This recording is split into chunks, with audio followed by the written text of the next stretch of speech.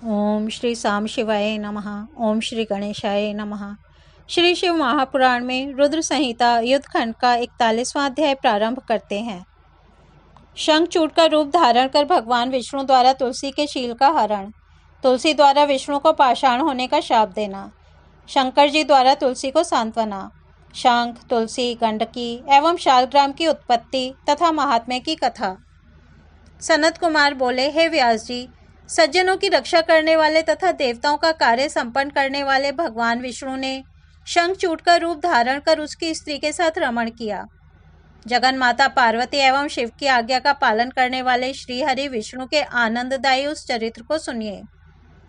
युद्ध के मध्य में आकाशवाणी को सुनकर भगवान शिवजी से प्रेरित हुए विष्णु शीघ्र अपनी माया से ब्राह्मण का रूप धारण कर शंखचूड़ का कवच ग्रहण करके पुनः उस शंखचूड़ का रूप धारण कर तुलसी के घर गए। उन्होंने तुलसी के द्वार के पास दुंदुभी बजाई और जय शब्द का उच्चारण कर उस सुंदरी को जगाया। यह सुनकर वह साध्वी बड़ी प्रसन्न हुई और अत्यंत आदरपूर्वक खिड़की से राजमार्ग की ओर देखने लगी। उसने ब्राह्मणों को बहुत सा धन देकर मंगल कराया।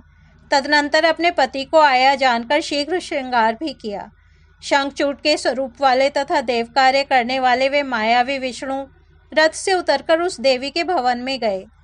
तब अपने स्वामी को सामने आया देखकर प्रसन्नता से युक्त होकर उसने उनका चरण प्रक्षालन किया, प्रणाम किया और वह रोने लगी। उसने उन्हें रत्न के सिंहासन पर बैठाया और कपूर सुवासित तांबूल प्रदान किया।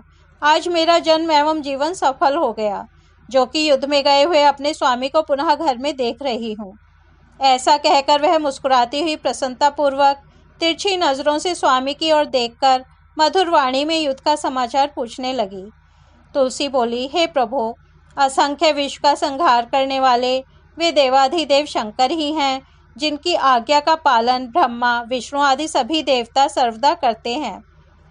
वे तीनों देवताओं को उत्पन्न करने वाले, त्रिगुणात्मक होते हुए निर्गुण तथा भक्तों की इच्छा से सगुण रूप धारण करने वाले ब्रह्मा एवं विष्णु के भी प्रेरक हैं।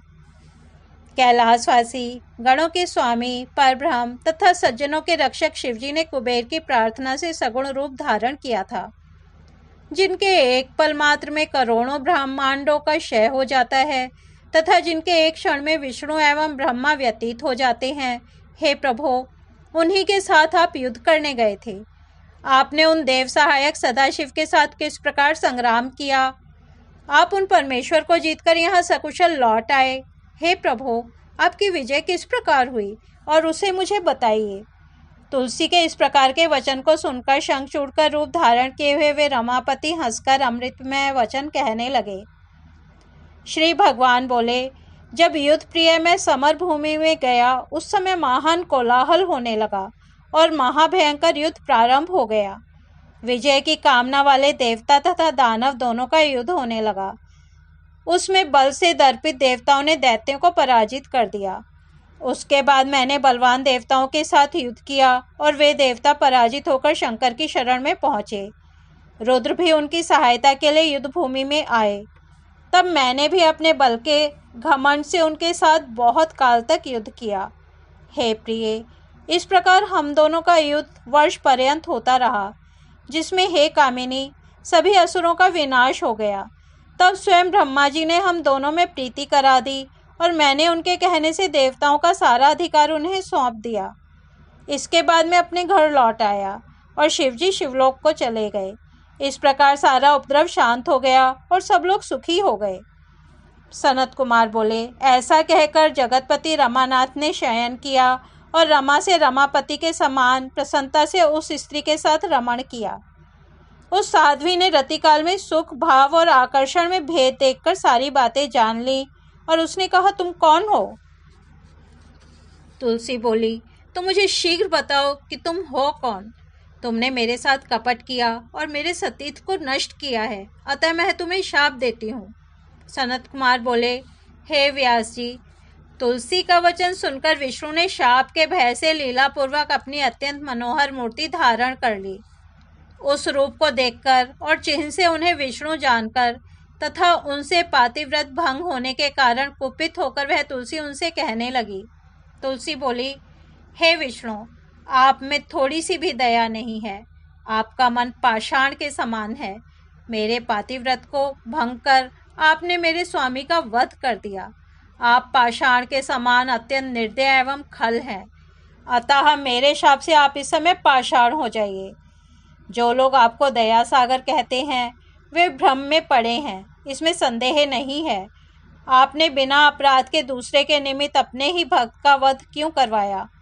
सनत कुमार बोले, हे व्यास जी, ऐसा कहकर शंखचूड़ की प्रिय पत्नी तुलसी शोक से विकल हो रोने लगी और बार बार बहुत विलाप करने लगी।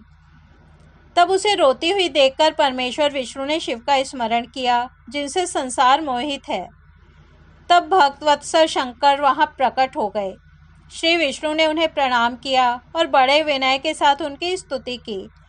विष्णु को शोकाकुल तथा शंखचूड़ की पत्नी को विलाप करती हुई देखकर शंकर ने नीति से विष्णु को तथा उस दुखिया को समझाया। शिवजी बोले, हे तुलसी, मत रो। व्यक्ति को अपने कर्म का फल भोगना ही पड़ता है। इस कर्म सागर संसार में कोई किसी को सुख अथवा दुख देने वाला नहीं है। अब तुम उपस्थित इस दुख को दूर करने का उपाय सुनो एवं विष्णु भी इसे सुने। जो तुम दोनों के लिए सुखकर है उसे मैं तुम लोगों के सुख के लिए बतलाता हूँ। हे भद्रे, तुमने पूर्व समय में तपस्या की थी, उसी तपस्या का यह फल प्राप्त हुआ है। तुम्हें विष्णु प्राप्त हुए हैं, वह अन्यथा कैसे हो सकता है? अब तुम इस शरीर को त्याग कर दिव्य शरीर धारण कर महालक्ष्मी के समान हो जाओ और विष्णु के साथ नित्य रमण करो। तुम्हारी है छोड़ी हुई काया एक नदी के रूप में परिवर्तित होगी और वह भारत में पुण्य स्वरूपिणी गंडकी नाम से विख्यात होगी। हे महादेवी, तुम मेरे वरदान से बहुत समय तक देव पूजन के साधन के लिए प्रधान भूत तुलसी वृक्ष रूप में उत्पन्न होगी। तुम स्वर्ग, मर्त्य एवं पाताल तीनों लोकों में विष्णु के साथ निवास करो। हे सुंदरी, तुम पुष्प वृक्षों में उत्तम तुलसी वृक्ष बन जाओ। तुम सभी वृक्षों की अधिष्ठात्री, दिव्य रूप धारिणी देवी के रूप में वैकुंठ में विष्णु के साथ एकांत में नित्य क्रीड़ा करोगी और भारत में तुम गंडकी के रूप में रहोगी। वहां पर भी नदियों की अधिष्ठात्री देवी होकर सभी को अत्यंत पुण्य प्रदान करोगी और विष्णु के अंशभूत लवण समुद्र की पत्नी बनोगी। भारत में उसी गंडकी के किनारे ये विष्णु भी तुम्हारे शाप से पाषाण रूप में स्थित रहेंगे। वहां पर तीखे दांत वाले तथा भयंकर करोड़ों कीड़े उन शिलाओं को काटकर उसके छिद्र में विष्णु के चक्र का निर्माण करेंगे। उन कीटों के द्वारा छिद्र की गई शालग्राम शिला अत्यंत पुण्य प्रदान करने वाली होगी। चक्रों के भेद से उन शिलाओं के लक्ष्मी नारायण आदि नाम होंगे। उस शालग्राम शिला से जो लोग तुझ तुलसी का संयोग कराएंगे उन्हें अत्यंत पुण्य प्राप्त होगा। हे भद्रे, जो शालग्राम शिला से तुलसी पत्र को अलग करेगा दूसरे जन्म में उसका स्त्री से वियोग होगा। जो शंख से तुलसी पत्र का विच्छेद करेगा वह 7 जन्म पर्यंत भार्याहीन रहेगा तथा रोगी रहेगा। इस प्रकार जो महाज्ञानी शालग्राम शिला, तुलसी तथा शंख को एक स्थान पर रखेगा वह श्री हरि का प्रिय होगा। तुम एक मनवंतर पर्यंत शंखचूड़ की पत्नी रही। शंखचूड़ के साथ यह तुम्हारा वियोग केवल इसी समय तुम्हें दुख देने के लिए हुआ है। सनत कुमार बोले, हे व्यास, ऐसा कहकर शंकर जी ने शालग्राम शिला तथा तुलसी के महान पुण्य देने वाले महात्म्य का वर्णन किया। इस प्रकार उस तुलसी तथा श्री विष्णु को प्रसन्न करके सज्जनों का सदा कल्याण करने वाले शंकर जी अंतर्धान होकर अपने लोक चले गए। शिवजी की यह बात सुनकर तुलसी प्रसन्न हो गई और उसी समय उस शरीर को छोड़कर दिव्य देह को प्राप्त हो गई। कमलापति विष्णु भी उसी के साथ वैकुंठ चले गए और उसी क्षण तुलसी के द्वारा परित्यक्त उस शरीर से गंडकी नदी की उत्पत्ति हुई। भगवान विष्णु भी उसके तट पर मनुष्यों का कल्याण करने वाले शालग्राम शिला रूप हो गए। हे मुने, उसमें कीट अनेक प्रकार के छिद्र करते हैं। जो शिलाएं जल में पड़ी रहती हैं वे अत्यंत पुण्यदायक होती हैं एवं जो स्थल में रहती हैं उन्हें पिंगला नाम वाली जानना चाहिए। वे मनुष्यों को संताप ही प्रदान करती हैं। हे मुने, मैंने आपके प्रश्नों के अनुसार मनुष्यों की सभी कामनाओं को पूर्ण करने वाले तथा पुण्य प्रदान करने वाले संपूर्ण शिव चरित्र को कह दिया। विष्णु के महात्म्य से मिश्रित आख्यान जिसे मैंने कहा है वह भुक्ति, मुक्ति तथा पुण्य देने वाला है। आगे हे व्यास, अब आप और क्या सुनना चाहते हैं? इस प्रकार श्री शिव महापुराण के अंतर्गत द्वितीय रुद्र संहिता के पंचम युद्ध खंड में शंखचूड़ वधोपाख्यान के अंतर्गत तुलसी शाप वर्णन नामक 41वां अध्याय पूर्ण हुआ। कल हम 42वां अध्याय सुनेंगे। तब तक यहीं विराम देते हैं।